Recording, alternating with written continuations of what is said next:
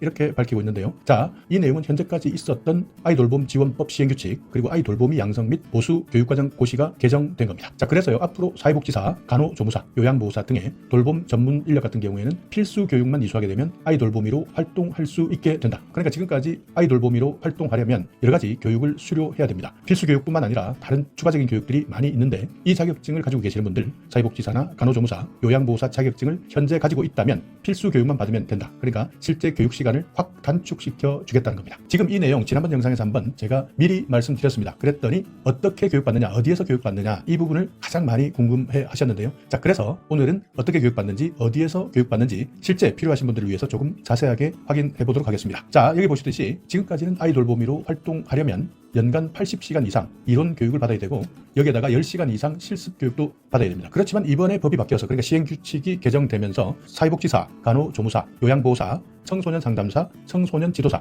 이렇게 여성가족부 장관이 인정하고 있는 사람들은 40시간만 교육받으면 되는 겁니다. 총 40시간, 교과 34시간, 실습 6시간 이렇게 단축 양성 교육만 이수해도 아이돌봄이로 활동할 수 있는 겁니다. 그러니까 지금 요양보호사 자격증 따두었다가 괜히 내 적성에 맞지 않다. 이래서 자격증 깊은 곳에 넣어두었다면 이제 한번 다시 확인해 보시고 아이돌봄이로 활동할 수 있는 기회가 생겼기 때문에 이 부분도 한번 고민해 보셔야 됩니다. 원래 봉사정신을 가지고 있어도 노인들을 케어하는 것 쉬운 일이 아닙니다. 그만큼 어렵기 때문에 많은 분들이 실제 힘들게 생활하고 있습니다. 그렇지만 이제 내가 노인들에 대한 돌봄 이것보다는 아이를 돌보는 것이 훨씬 나의 적성에 맞다 하시는 분들은 이 교육을 받게 되면 아이돌봄이로 활동할 수 있다는 겁니다. 자, 여기 나와 있는 아이돌봄 지원법 시행규칙 그리고 고시 개정안 이 전문을 한번 살펴보시면 의료법 제80조에 따르는 간호조무사 등 아이돌봄이에 자질이 있다고 여성가족부 장관이 인정했을 때 정하는 바에 따라서 수료 기준을 달리 정할 수 있다. 이렇게 시행규칙이 일부 개정되었고요. 또 보수 교육 과정에서도 정확하게 명시하고 있습니다. 여기 보시면 아이돌봄이 양성 교육, 단축 교육 과정은 40시간으로 함 이렇게 과거에 없었던 내용이 신설된 것인데요. 교육 대상 간호조무사, 건강가정사,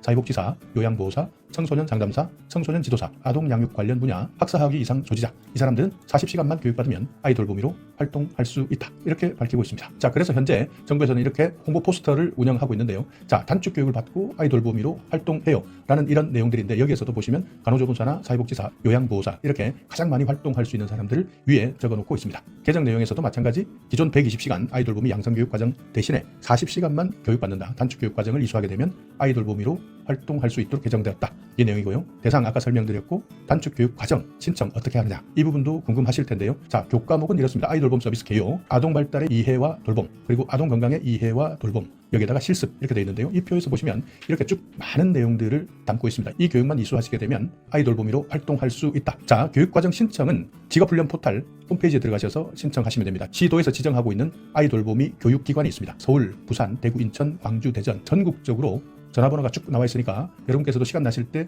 이 표 전화번호 천천히 보시면서 내가 필요한 곳 전화번호 기억해 두시면 됩니다. 자, 이것이 이번에 발표한 요양보호사 자격증을 가지고 있으면서 내가 또 다른 분야에서 일할 수 있는 새로운 기회가 생긴다 하는 내용의 주 내용인데요. 자, 그렇다면 아이돌봄이 어떤 일들을 하느냐. 자, 아이돌봄 사업 소개 이렇게 나와 있는데요. 자, 아이돌봄 지원 사업 목적 여기에 대해서는 대부분 다 알고 있기 때문에 그냥 넘어가겠습니다. 그러니까 아이를 부부 모두가 취업하고 있기 때문에 아이를 돌볼 수 없다. 그래서 누군가는 아이돌봄에 참여해야 된다 하는 이런 내용들이니까 이 내용은 그냥 넘어가도록 하겠습니다. 2019년 이용 가구를 한번 살펴보시면 7485가구였습니다. 이것이 2023년 86,100가구로 늘어났습니다. 그만큼 아이돌봄 서비스가 계속 확대되고 있는데요. 최근 아이를 많이 낳지 않는데도 불구하고 가구는 계속 늘어나고 있습니다. 이것은 그만큼 아이돌봄 서비스가 계속 확대된다라는 뜻이다. 자, 서비스 제공 현황도 보시면 이렇게 통합센터 또는 건강가정지원센터, 다문화가족지원센터, 여성단체, 여성인력, 지자체에서 직영하기도 하고요. 사회복지관이나 자활센터 이런 데서 서비스를 제공해주고 있습니다. 그러니까 만약 여러분께서 이런 아이돌봄이로 지원하시겠다라고 한다면 이런 곳에서 활동할 수 있다라고 생각하시면 됩니다. 자, 아이돌봄이 활동과 관련해서요.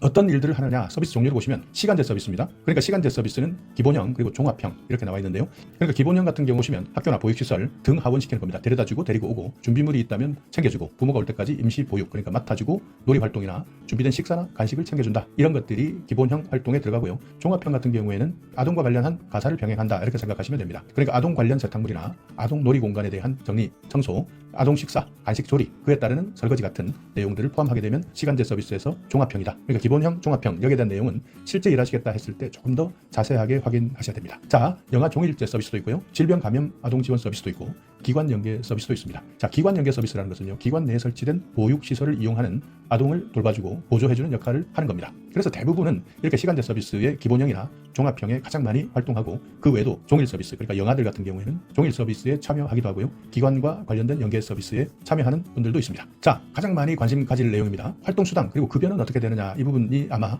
여러분께서 많이 관심 가지실 텐데요. 아이돌보미 활동 2024년 한 아이를 1인 아이를 돌볼 때 기준입니다. 시간당 기본 시급은 1110원입니다. 자, 그런데 여기에 추가 수당이 있습니다. 시급으로 추가 수당이 지급되는데요. 시간제 기본형이나 영아 종일제는 기본 시급에 해당됩니다. 그러니까 이 시급 1110원 이렇게 받는다 생각하시면 되고, 시간제 종합형입니다. 여기에는 3480원이 더 추가되어서 13590원. 질병 감염 아동 지원 서비스, 여기에는 13150원. 기관 연계 서비스, 아까 말씀드렸는데요. 학교나 보육시설, 유치원 같은 아동 교육이나 돌봄을 목적으로 설치된 기관, 여기에서 아동 돌봄 보조 역할을 하는 사람, 이분들은 수당이 7580원이 추가됩니다. 그래서 시급 시간당 17,690원을 받을 수 있습니다. 자, 여기다가 야간이나 휴일 연장 근로를 했을 때 시간당 기본 시급의 50%가 증액됩니다. 그러니까 만약 야간에 일할 수도 있고요, 휴일에 일할 수도 있고, 또 어쩔 때는 부모가 늦게 올 때는 연장 근로를 할 때도 있습니다. 이럴 때는 기본 시급에다가 50%를 더 추가하는 겁니다. 그러니까 기본 시급이 1110원이었다면 이렇게 야간이나 휴일 연장 근로를 했을 때는 거의 15,000원 이상 시급을 받을 수 있는 겁니다. 기관 연계 서비스로 활동했다면 그러니까 2만 원 이상의 시급을 받을 수 있다는 계산이 나옵니다. 자, 여기에 같은 시간에 2명 이상 아동을 함께 돌보는 경우도 있습니다. 이때는 아동이 몇 명이냐에 따라서 추가 수당이 지급되는데요. 2명일 때는 5,055원이 추가되고요, 3명일 때는 1,110원이 추가되는 겁니다. 그렇지만 기본적으로 서비스 제공 기관에 의해서 접수가 되지 않았다거나 연계되어 있지 않다거나 통보되지 않은 서비스, 이런 것들은 활동 수당을 지급하지 않으니까 만약 활동하신다면 어떤 것과 연계되어 있는지, 또 만약 이렇게 추가 서비스가 제공되었을 때 어떻게 하는 것인지에 대해서는 확실하게 먼저 짚고 일하셔야 됩니다. 자, 긴급 돌봄 지원 서비스도 있는데요. 지금까지는 이용 시작 시간 4시간 전까지만 신청 가능했는데 이것을 2시간 전까지도 신청 가능하도록 했고요. 긴급 돌봄 지원 서비스를 할 때는 추가 요금이 발생한다. 그러니까 실제 활동하시는 분들은 추가 수당을 받는다, 이렇게 생각하시면 됩니다. 단시간 돌봄 지원 서비스는 현재까지는 2시간 이상 신청해야 하는 사항인데요. 이것을 1시간 이용도 신청할 수 있도록 합니다.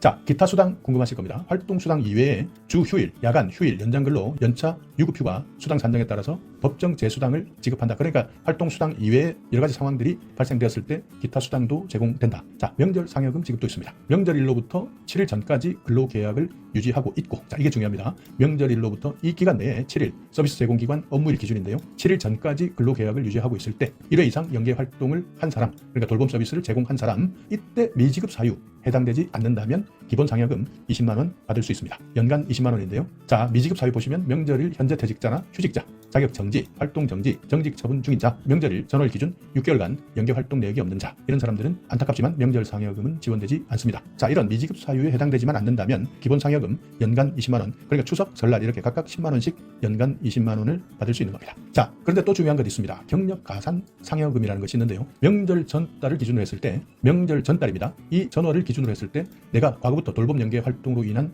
수당을 받았다, 그러니까 계속 일했다 하는 사람들은 이 수당을 받았던 달의 개월수에 따라서 기본 상여금에 가산해서 상여금을 지급합니다. 자, 그러니까 명절이 있는 그달 입사한 아이돌보미는 그 전달에 활동 경력이 없기 때문에 경력 가산 상여금은 주지 않습니다. 자, 그래서요, 이렇게 5년 이상 경력이 있다 하시는 분들은 상여금 연간 60만 원, 5년 미만일 때는 40만 원, 3년 미만은 연간 20만 원, 이렇게 명절이 되기 전에 지급하고 있습니다. 자, 또 교통비도 있습니다. 섬에 살고 있는 분들, 벽지에 살고 있는 분들로, 그러니까 벽지, 오지 같은 곳에 살고 있는 분들 또는 읍면 지역에 서비스를 제공했을 때는 추가적인 교통비를 지원해주고요. 또 이용자 가정, 그러니까 아이들이 있는 가정까지 편도 3km 이상 이동했을 때도 교통비를 지급해드립니다. 그러니까 멀리 있다면 당연히 교통비가 많이 나올 수밖에 없기 때문에 이런 가정에 아이돌보미로 활동하시는 분들에게는 교통비를 지급해드린다. 그리고 활동 기피 지역도 있습니다. 그러니까 지리상 너무 힘들다, 교통 상황도 너무 안 좋다, 이럴 때는 교통비 특례 지역으로 지정해서 별도 지원이 가능합니다. 자, 그래서 편도 3km 이상 6km까지는 4,000원 지급해드리고요. 편도 6km에서 10km까지는 6,000원, 편도 10km가 넘는다, 만원 지급해드리고 있습니다. 자, 그리고 교육과정을 한번 살펴보시면 아이돌보미 양성 절차,